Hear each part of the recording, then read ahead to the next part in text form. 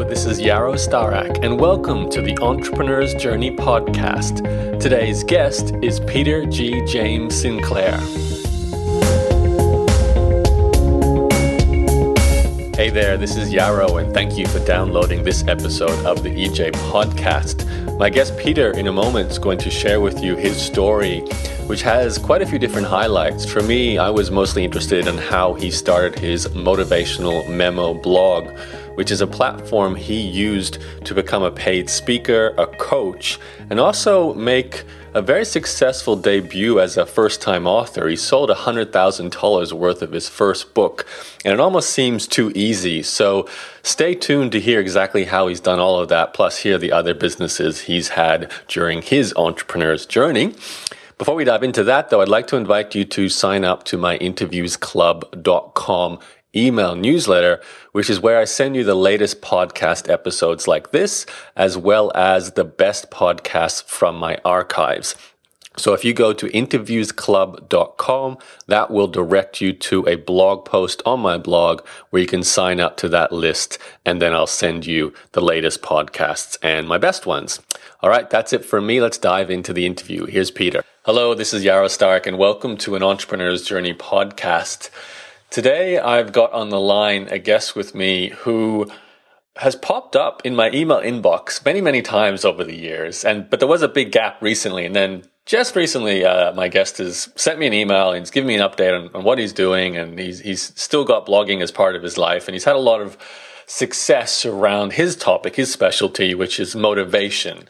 So I'd like to introduce everyone to Peter. I'm going to say everything. Peter James Sinclair, like a three-person name. So Peter, thank you for joining me. No, that's cool. It's actually Peter G. James Sinclair to make it even more confusing. Yarrow. Yeah, your parents gave you a lot of names. They did. And it's interesting. I often get, how are you doing, James, from the other side of the world? It really doesn't matter, It just call me Peter. Okay. So is that because certain people grew up knowing you as James and not Peter? I don't know. I think there's just confusion. I often get emails from people who live in Africa, and I don't know whether the first name they're using is their last name or whether the last name they're using is their first name. Of course, yes. So it can be rather confusing. No, I've had that. Yarrow is apparently not a common, but it's more common than here as a surname in Africa. There's a few Yarrows out there, so that was interesting. So we're here to talk about what you've done over the years, and you've obviously had a range of business experience, but in particular, I'd like to focus on how blogging has fit into this process. And you've told me in our little pre-interview chat that you've had a lot of opportunities come up in terms of speaking and publishing a book and becoming an author. And I'd love to cover all of that. But as we do with the Entrepreneur's Journey podcast, we always go back in time and look at where you were that led up to your current and previous successes. So in your case, did you study some kind of degree after high school, or did you go straight to work? I was actually trained as a school teacher, and I landed myself in a classroom with nearly 30 children. I think it was within a week. I thought, I really don't see that my future life is going to be with 30 children in a classroom.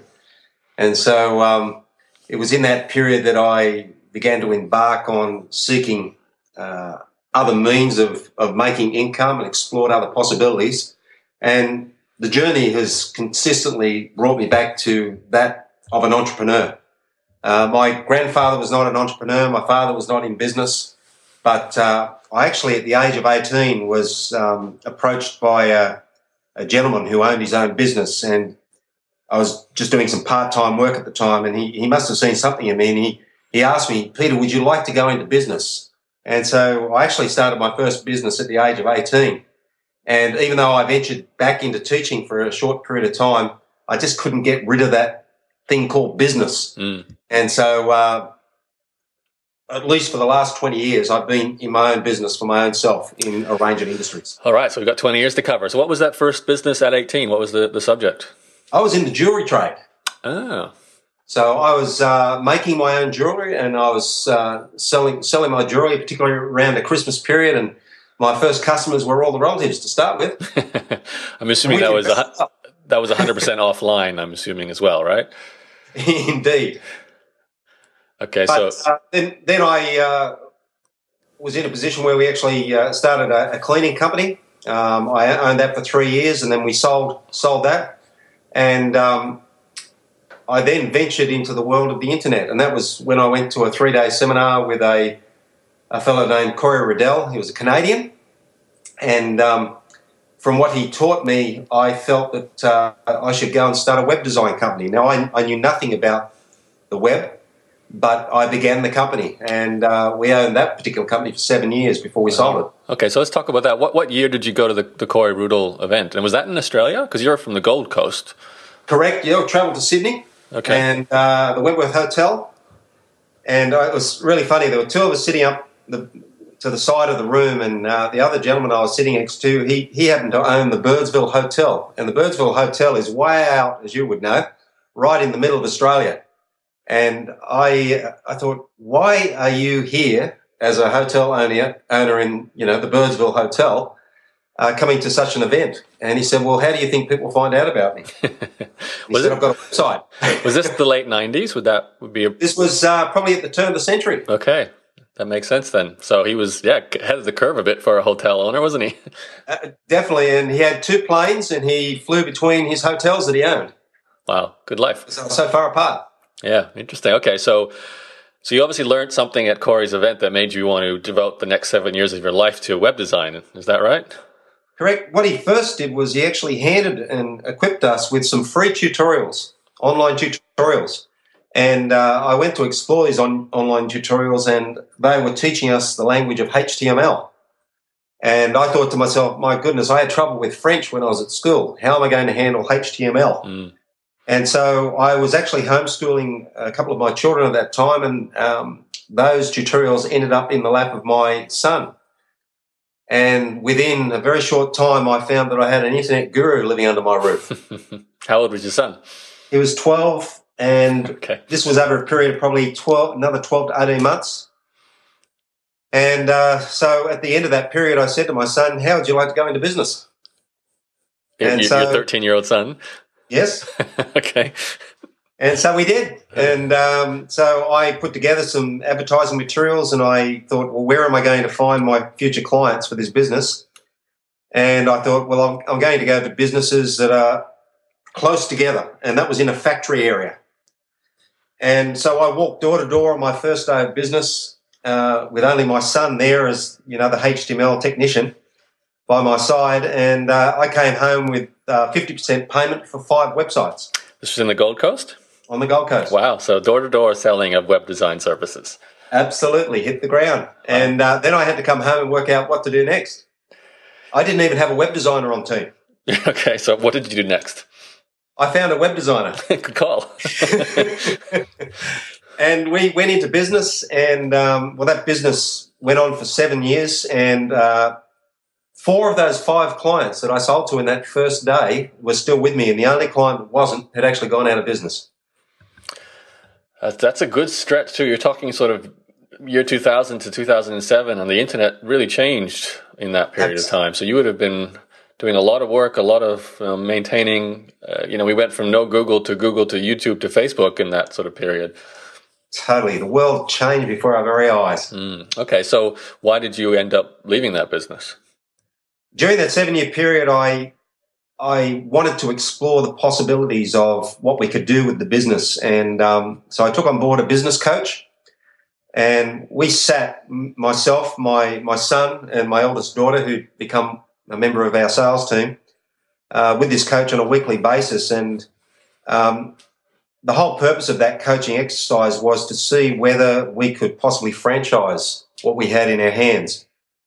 And there were very few companies that were franchising web design throughout the world successfully. Mm-hmm. And so we wanted to explore the possibilities. So I went through the whole process, and I spent $30,000 on another company to basically analyse our business and to see the potential of what we had in our hands. And as a result of having that coach, we doubled our income the next year. And but in that period, we also were approached by some other interested parties who started to offer us some money for what we had in place. And it was a time where both my 2 children had started to explore their own internet businesses on their own.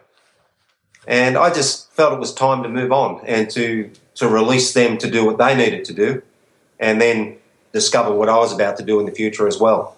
And so we successfully sold that business at that period. So when you sold it, are we talking enough to have early retirement, or did you have enough to maybe cover yourself for a few years, but you'd have to look at doing something soon? And how life-changing was it?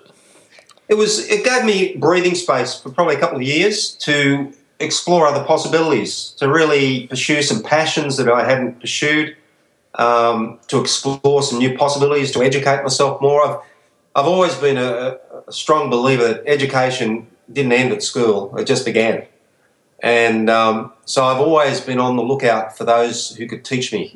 Surround yourself with smarter people and then take notes furiously. And so part of that exploration led me to you in relation to blogging. I've always loved writing and had published some books previous to blogging, and really wanted to explore the internet a little bit deeper, and particularly in the area of motivation. And people ask me, why did you set up a website, motivationalmemo.com? And it's basically as simple as this, Yarrow. I needed to be motivated myself. And it's from my own personal journey of self-development that has overflowed into my writing. And now, with some credibility and some years behind me, I've got something I believe to offer, people when they read my material. I think it's a great tactic when you're feeling like you have an aspect of your own personality you want to work on, to start something about it, because it creates focus, and it's a catalyst for you to work on it, because you have to show the world that you're working on it with this publication. So, a blog in your case is a good example. And for me too, I remember when I first started my own entrepreneur's journey blog, I felt that I had to be an entrepreneur. I had to keep doing things as an entrepreneur, otherwise I'd have nothing to write about. So it motivated me to be an action taker. And in your case, I'm assuming it motivated you to study motivation. Is that right? Absolutely. I in the early days, when I say early days, in my 30s, dare I say, I basically locked myself away in the bowels of a university, because I just really wanted to discover, what was my purpose here on planet Earth. What am I supposed to be doing with my life? And it was in the bowels of a university, and right down in amongst the compactuses, there were no computers down there.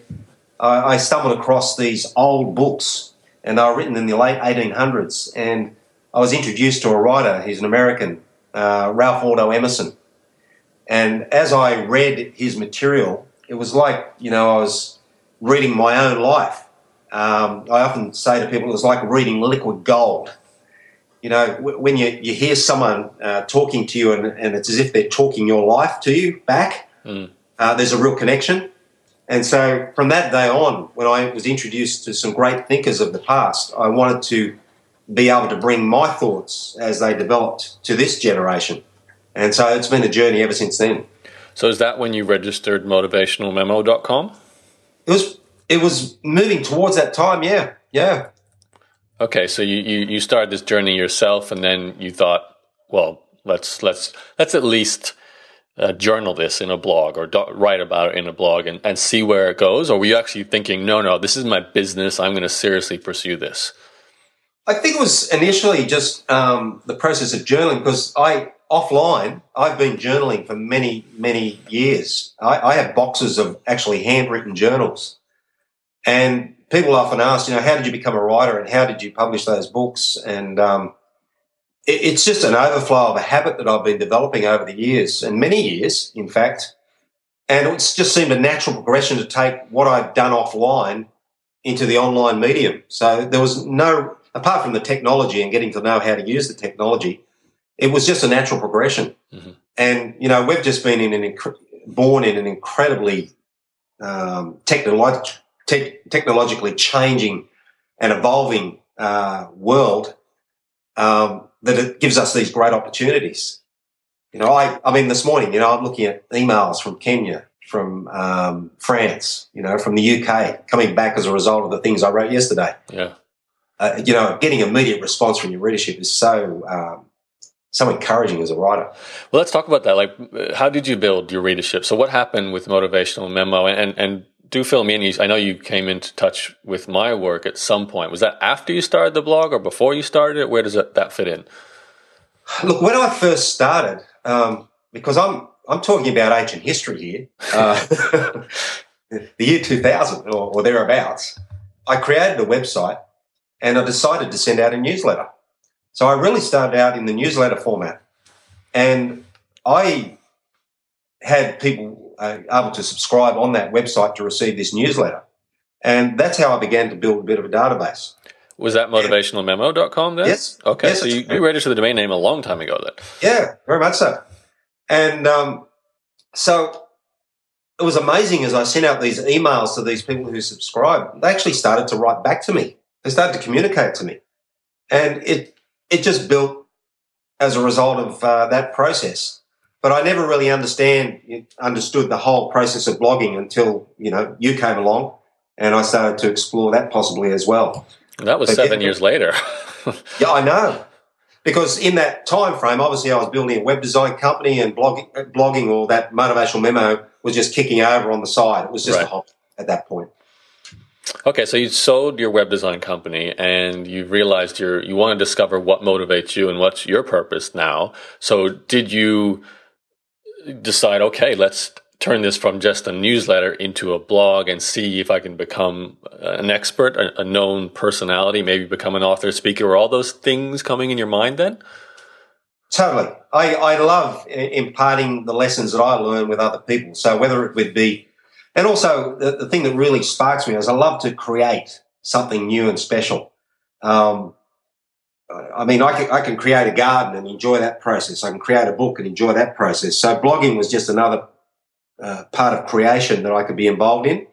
And I could also impart what I've learned through my experiences with others so that they could apply them to their own life. So speaking was a natural progression to the point now, I can charge $1,100 an hour to speak. I do some remote coaching where I'm at this present moment, I'm just charging $165 an hour. It's led into my books where one of my books I was handed a check for $100,000 for one of my books. So blogging has been a part of all those processes because it has actually positioned me to be known by people who may not have otherwise known about me. Oh, those are all very exciting outcomes that I'm sure the listener would love to learn more about. How do you get a book deal for $100,000? How do you charge so much for coaching and so on? But let's go back to this blog. You obviously had to build an audience to get that kind of platform to command those kind of fees. So can we go to the point where, you're setting up, I'm assuming, WordPress, and let's get a little technical, a little how-to here. Yep. You installed WordPress, and then you obviously already had the email list, so you used the blog to continue to grow your email list. What was your sort of marketing strategy and also, your lead generation strategy? Because I know I look at your site now and you've got a free report, the Personal Success Blueprint. Good name, by the way. I love that word, blueprint. And blueprint prompt. Yeah. So, how did you become the Peter G. James Sinclair that runs Motivational Memo and had all these results? What's the steps to build that brand? I suppose in the early stages of the development of that brand was I positioned myself to write a lot of articles for other key websites or blogs within that niche. So I suppose that's the first thing I did. I identified the leaders in my niche, and then I began to build a rapport with the owners of those blogs, and I began to write consistently articles for those blogs. So guest blogging back in the sort of heyday of guest blogging. Totally. That was sort of the starting point. Right. But obviously that's changed and developed through social media, being very much a part of our lives. And so LinkedIn has started to be a connecting point. Facebook was another connecting point. I haven't used Twitter as much at this point, but utilizing those mediums really do give you. I was talking to someone today. I said, hey, what do you see as the power of LinkedIn for you? And as I was looking at my LinkedIn page, I was saying, it's really like an online CV, isn't it? And in essence, that sort of displayed truth. It's positioning you as a leader in the industry that you've chosen to be a part of.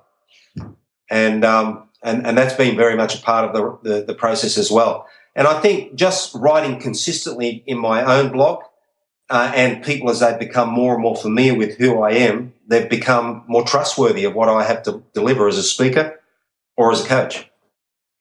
Okay, so just to break it down from a technical standpoint, you installed WordPress, you started writing content. I know you've got categories I can already see there: successful living, personal development, leadership, wisdom, and wealth. So those must have been the sort of top categories you wanted to cover with your writing.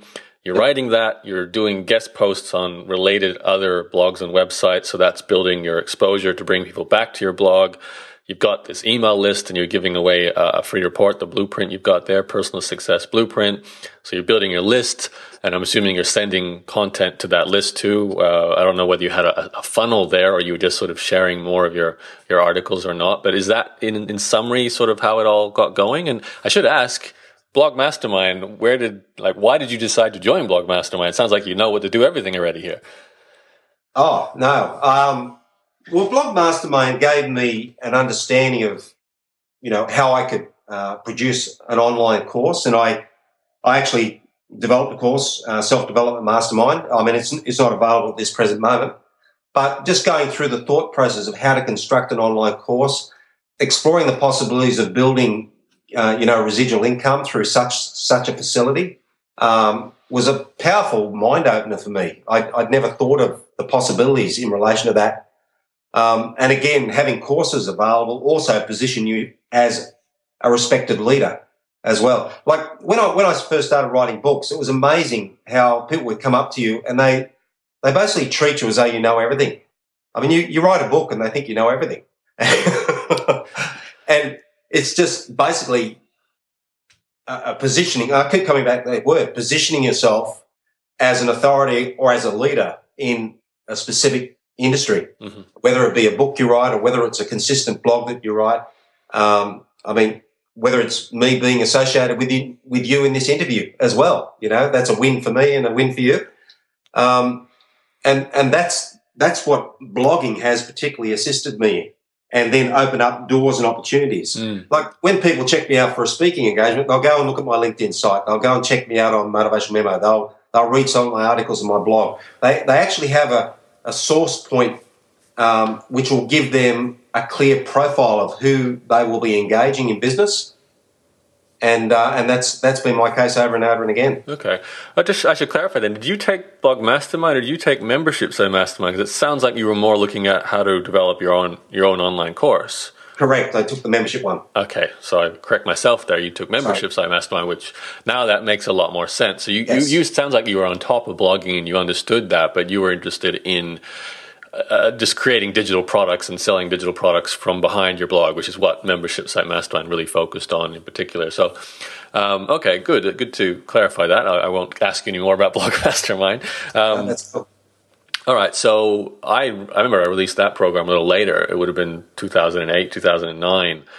So at the point where I entered your world, were you already having some success? Were you already getting speaking gigs? Had you already written a book, or where were you at? Okay, I had self-published a couple of books myself. Again, I had identified specific industries that I wrote specifically for. How did they do? Yeah, well, the first check was $100,000. Okay, how did you do that? Basically, finding someone with a very big database who bought a lot of books.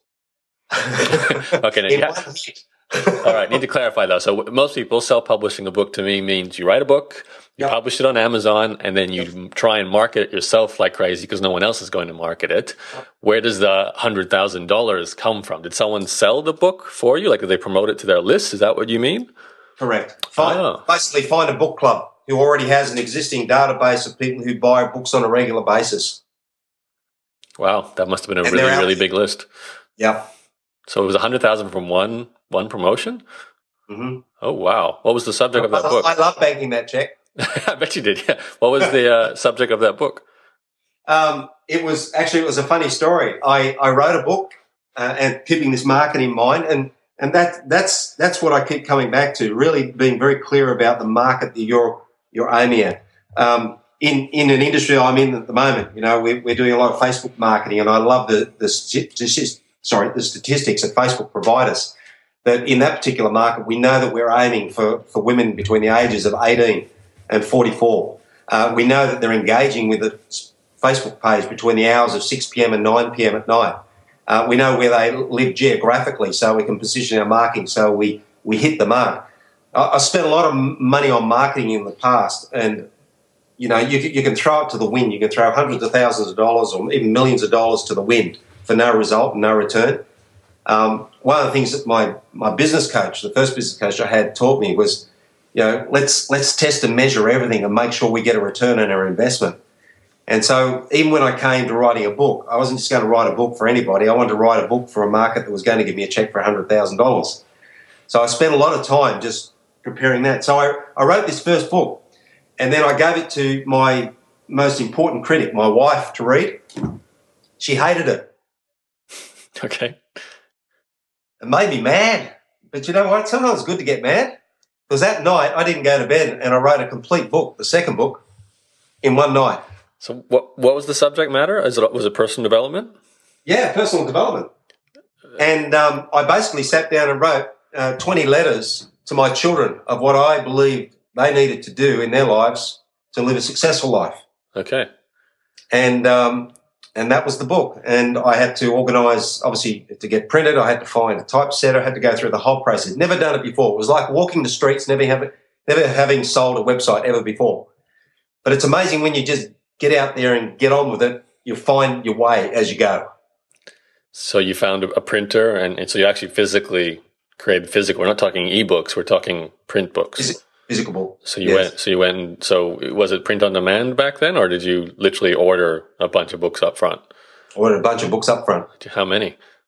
There would have been nearly 20,000. So you ordered 20,000 before you'd sold any? No, I already had the deal wrapped up, signed, and ready to go. Okay, tell us more about how that came about. Did you have an existing contact? Did you you don't sort of get these big whale affiliates easily. So how did that happen? I became aware because I was a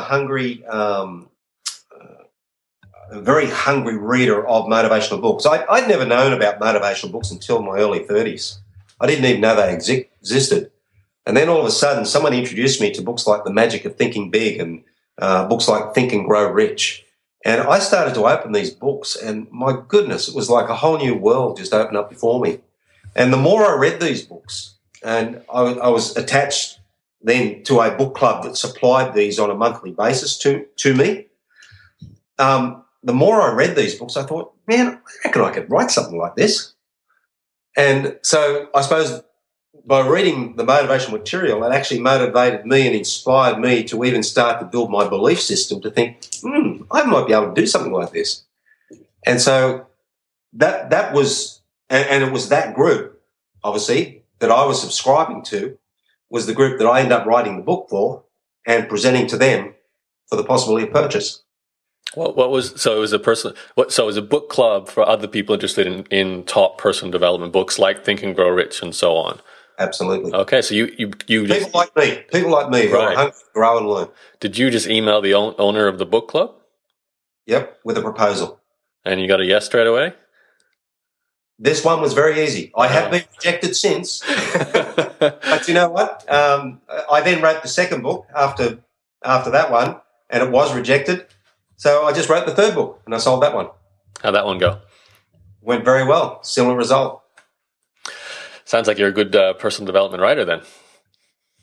Well, I'd like to think so. You've got customers. Okay, so what I love about that is you were your own customer. So you were already buying these books. You knew what people wanted because you wanted it yourself. You knew what you enjoyed. And then you just took a gamble and contacted the person and said, listen, I've got something like this in me, and let's talk about doing a promotion. And away you went. Yep. Fantastic. Okay, so good that we got that conclusion out the door. What about the speaking and the coaching? When did that come into? Was it before the author book writing or afterwards? It's obviously come after. Okay. Once you've been established as an authority in a particular area, then the opportunities have come as a result of that. But enter my blog period after I met you personally, that has sort of fast-tracked that. It's given me a wider reach and a wider opportunity to reach, a lot more people, just because of the very nature of the internet. Mm-hmm. And so I suppose, again, positioning. Allowed me. Let's take us through the story then. So, you published this first book and then not the second one, but then the third one. You're still got motivationalmemo.com, I assume. You're still blogging. You're growing your audience. More people know about you. You're a published author now, so you've got the credibility and the brand. What did you have a plan to, you're thinking, all right, let's turn this into what I do for a full-time income, so I need to start. I know you said you had a course at one stage and then you closed it down later on. So how did take us continue the journey, I guess? And what year are we at? Are we sort of 2009, 10 now? Yes. Okay, take us forward from that point. Well, as a result of, I've always wanted to be in business with my children. If you want to summarize everything in relation to everything I've done in business or books or speaking or whatever it might be, it's actually always been about family. And as a parent, I have, well, let me backtrack. As a young man growing up with no, I suppose, entrepreneurial input into my life except for that businessman when I was aged 18 who dropped a seed in my heart about becoming an entrepreneur or owning my own business. I have always been on a mission to equip my children to be self-sufficient. And, in my experience, and particularly when I held down a job at one point during that journey and was given 1 day's notice by the owner of that business, I declared to my young children that I would never again work for another man in my entire life. And so I suppose it's been about taking your own destiny and your own control into your own hands, not being at the whims of a government or the whims of, another man who owns a business or another woman. And you need to understand this. I'm approaching an age now where there will be no retirement offered by our government to sustain us for the rest of our days here on planet Earth, even though we're going to live a lot longer. And so I just have always felt it my responsibility to take charge of my own destiny and to train my children to do the same. As a result of everything I've done to this date, my two oldest children are in business for themselves. My son owns and operates an internet software company that's reaching, countries all around the world and has just ka-chink, ka-chink, ka-chink dollars going into his bank account every day of the year. My eldest daughter, again, has an internet-based business as well, and a similar process is occurring. But then there was my third and youngest daughter, and she decided to become a hairdresser. And so after selling the web design company, and my wife and I are sitting down and thinking, well, what are we going to do with the proceeds of the sale of this? My wife piped up and said, why don't we buy a hair salon? And my daughter, having just graduated as a hairdresser with a big smile on her face, agreed. And so the last few years, we've now been into the hair and beauty industry. But again, the whole desire and the whole process is that we position ourselves to be self-sustained in that as well. So I suppose in answer to your question, I've always been interested in very many and varied types of businesses and have enjoyed that process. So I still write. I still speak. I never saw that writing and speaking or even coaching would be my main source of income, but they would be supplements to anything else that I might do. But they're certainly the cream on the top of what I'm doing currently. And all of it is involved in training others and coaching others to become better in everything that they do. And that's where motivation really comes as a great asset for me to have in my, left pocket as we go along. So who have you coached and what have you spoken about the most? I get asked to speak a lot about sales, obviously because I've been in business and we've had a good success record in turning potential clients into clients and maintaining that relationship, even over a period of 7 years or even longer at times.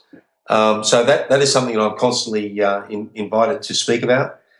In coaching, I'm particularly drawn to helping young entrepreneurs or even people who are already existing in a job at present and want to break out of the job cycle. They want to branch out into their own business and take control of their own destiny. So in coaching, that seems to be the area that people seem to be attracted to me more than not. How are they finding you? Through my blog. Google search, discovers blog, basically read your stuff, joins your email list, then gives you a call to book a coaching session. Is that typical? No, that's exactly how it works, and that's why I love about what you write, Yarrow. And recently I refound you on LinkedIn with one of your articles. You just write in such a conversational way, an engaging way. You share your heart, you share your real life experiences, and you just got to read more. And that's how I write. I follow the best coach in the world, you, and it's just sharing your experiences, sharing your journey. Showing that you are not someone who's just talking a whole bunch of theory, but you're actually putting things into action, sharing your ups, sharing your downs, sharing the reality of what it is, and sharing your successes. And people are just drawn to you as a result of that. They love the integrity of that. All right. Well, thank you, Peter. I appreciate that. No, seriously, that's what you have demonstrated, and I've seen through your communication, and that's what first attracted me to you. Yeah, There's hot shots out there. They make all these incredible claims. But really, at the end of the day, they don't have the story to back it up. And I always look for the story behind the person. Yeah, I totally agree. I think the storytelling, it's one of the main things I teach my students in the new version of Blog Mastermind, is that the need to embed storytelling in basically every format of communication you do. We're doing it now in this podcast. We're telling your story. So I think it's critical. I'd like to sort of maybe move towards this end of the interview. And I know you, based on even what you just said, who you coach and what you help them do, it sounds like you're very good at transitioning people who might be workers who want to become entrepreneurs. And that's a pretty big gap to jump, especially in terms of finding what actually makes money. So, I don't want to talk everything. I know motivation is not purely about money, but there's a big aspect of not needing a job is making enough money so you don't need it. So how do you help people today to find money-making topics if they're currently still requiring a full-time job?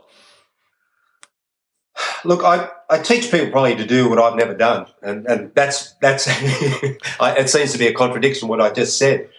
I have throughout the years been an entrepreneur who's sort of just jumped out there, And let me go back with a little bit of the story. When I had that particular job and I was given 1 day's notice, I was forced into a position where I had to make a decision of what I would do with my life, and I could have just gone and found another job, but I just made that decision that day that I was never going to place myself in such a vulnerable situation as that, and that I would take the hard road of actually starting a business from scratch and going from there. And that particular business, like within 3 weeks, I was actually making more out of that business than I'd been earning from another man.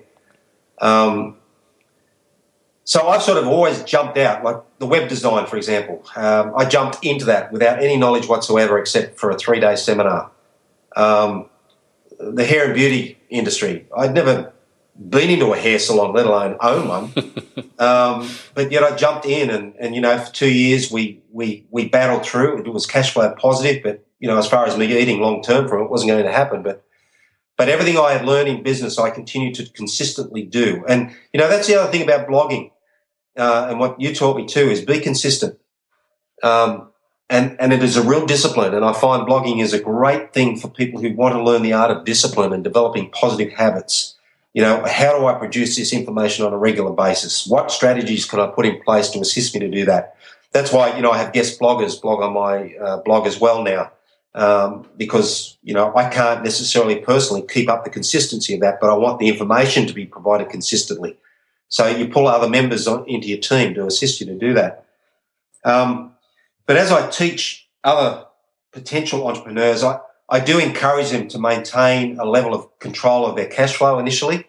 So I do exhort them to, if they can anything possibly, keep their job for a period of time until they've actually started to build an income in the online world, if it may be that, or in a new business venture. That will make their journey a lot easier than some of the paths I've chosen in the past. I have a mate who's got a very successful property development here on the Gold Coast, and he's succeeded substantially in what he's doing. And he, in property development, has encouraged his students to make sure that they're earning at least twice what they're earning in their job before they actually leave their job from their other business. And I see that as probably very wise advice. Just allow you for the time of transition. And that's probably the thing that I do bring to the fore when I train people to make that transition into business. With that transition, what do you advise them in terms of sales and marketing today, what in the current environment? Well, the most important thing is they need to move into an area that they have a keen interest in. And I suppose the main thing that I get them to investigate is to really get to know the market, to see what opportunities lie, to see what others are doing. You know, with the flick of Google, you can find all your competitors and see what they're doing. And we do an analysis. We find who's doing it good and who's not doing it so well. And where they can position themselves with a point of difference to stand out from the crowd. Virgin, Richard Branson is the prime example. He goes into industries where people are not doing it so well or they could do it better, and he just interrupts their industry. And, you know, I just love what he does, you know, like he brings out planes with the wings turned up at the end. You know, he brings out credit cards that aren't completely rectangular. He just gives it a twist so that he stands out in the marketplace. And we live in such a noisy marketplace. We really have to find our unique selling position. We need to have to find out what can we bring to the market that will make us stand out from the crowd out there.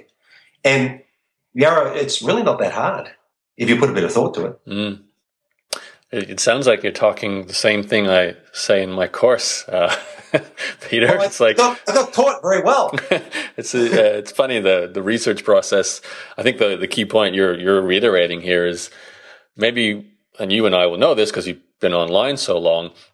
In the early days, you can throw yourself at a subject without not necessarily doing that level of competitive research, because you might have been going into a market where it was too early. There just weren't a lot of successful competitors, so you couldn't do it. You might have been one of the first people, and that would have been okay. You could get away with it. But today, chances are what you're thinking of doing is being done already on the internet. So you need to find what makes you unique, and then, like you said, who's good, why are they good, who's not good, why are they not good, and then slot yourself in to be successful within that existing market rather than try and create a new market. I think it's so true. And there's so many niches within a market. Like, for example, in the hair and beauty industry, we've just taken on another coach to help us in that, to take our business to the next level. And we realise that within the hair and beauty industry, our competitor is not necessarily another hair salon, because there are hair salons that provide a particular service or product to a particular set of clients, and then down the road there's another hair salon that provides, you know, a particular product and service to a whole set of other different clients. So there are competitors and they're competitors, but I've never been frightened of competition. You know, there's a big world out there, my goodness, and you get online, it gets even bigger. But by doing very solid analysis at the start and spending a lot of time doing that, is going to save you a lot of trouble down the track. You then become a very well-informed entrepreneur, and you're basing your future steps on real knowledge and real information, not guesswork. And the internet provides you all that information, as you said, and there's no reason that you should be jumping out into the middle of nowhere with no idea what you're doing. Speaking of a future, in your case, are you still kind of dividing your time and plan for the future between being a coach, a writer, a blogger, a speaker, but also working with the family to grow the hairdressing salon? Is that kind of how you're balancing things and plan to? Yeah, look, I love the diversity of my life. I enjoy doing a range of different things. Some people want to focus on one specific thing, and focus is still very important, and I have to remain focused, because when you're juggling a bunch of different areas, you can get out of focus very easily. But what it actually does for me personally at my stage of life is it's actually making me more and more efficient. Right now in the hair and beauty industry, we're actually working on a philanthropic venture with an organisation where we're assisting in raising $1 million this October for their work. And when I put my hand up to be a part of that, all of a sudden I became super efficient in the other areas that I'm involved in, my blog writing, in my speaking. And I don't know who said it, but someone once said, you can do it all. But if you do it under a disciplined regime, and time management is not rocket science. Mary Kay of Mary Kay Cosmetics, she created a $1 billion industry through that organisation. When she spoke of time management, and people asked her, how do you manage your time? She said, I have a blank sheet of paper on my desk. I write the numbers 1 to 6 down the left-hand side, and then I write down the 6 most important things that I need to do today to move my life and my business forward. And then she said, then I prioritise that list. Done. That's it. Love that. I do something similar. That's fantastic. That's it. And that's how I rule my day, and that's how I get blogs written and how I do everything that I need to do. And it works. It's simple. All right, Peter, what's the next step for people who are loving what you're saying and they want to be involved with you in some way? Where do you want to send them?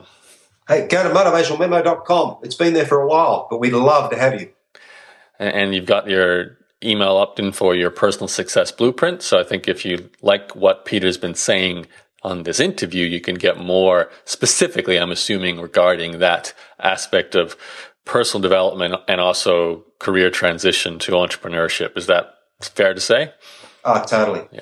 There's a weekly newsletter that I send out, and that's dealing with very current, a lot of current business activities that I'm involved in and issues that I'm overcoming, and I share those through that way. And then obviously there's the blogs that go out each week as well. Fantastic. So there's plenty of good reading material. I definitely recommend. I get in touch with some of my students who come to me saying, I'm not sure what to do. And the only thing they seem to feel a gravitation towards is actually helping other people discover what they want to do. And I often say to them, that's difficult to monetize, especially if you haven't had a career beforehand, to sort of say, look, I've done all this, now I can help you figure it out. I think you're a great example for anyone who's like that, who might be in that, I'm not sure what my specialty is or what my strength is, but I want to figure it out and I want to help other people to figure it out, to sort of even dive into your archives over the years and see how Motivational Memo was grown to build a business around that idea. You didn't really know what you wanted to do. You just wanted to explore it, talk about it on your blog, and you turn that into a brand. And I think that's pretty unique. You had to do a lot of consistency, like you said, to make that work. So Motivational Memo. Peter, any last words before I wrap it up?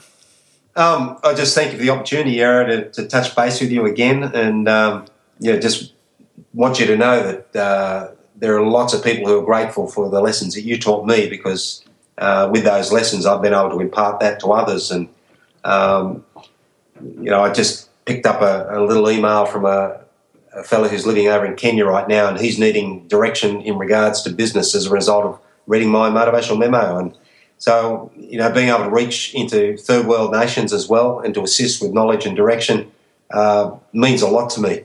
And with the blog, that's been made possible. Mm. So, I just want to thank you for that, and just wish you more power to you as you go. Thank you. I do love the network effect.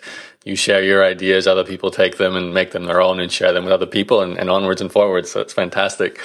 Peter, thank you for coming on the Entrepreneur's Journey podcast and sharing your somewhat diverse story. Good to get a clear picture, even in my own head, how you do what you do and what you've been doing over the years. So that's interesting. Good luck with the hair salon, with your family, and obviously, keep doing what you're doing with your speaking and your writing and blogging, of course. Thanks, everyone. Thanks, Peter. Thanks, everyone, for listening in. This has been the Entrepreneur's Journey podcast. You know where to go. You can go to entrepreneurs-journey.com to find the show notes to go with this podcast and all my other episodes of the podcast as well. Thanks again, everyone, for listening. I'll speak to you very soon. I hope you enjoyed that interview with Peter. A quick reminder, if you'd like to make sure you get these interviews when they're brand new, I maintain a free email list where I send out my episodes when I first release them, and I also send you a series of my very best podcasts as well. You can subscribe to that by going to interviewsclub.com, which will direct you to a blog post where you can enter your email to sign up to that, the EJ Podcast newsletter. Okay, that's it. I'll speak to you again on the very next podcast. Thanks for listening. Bye-bye.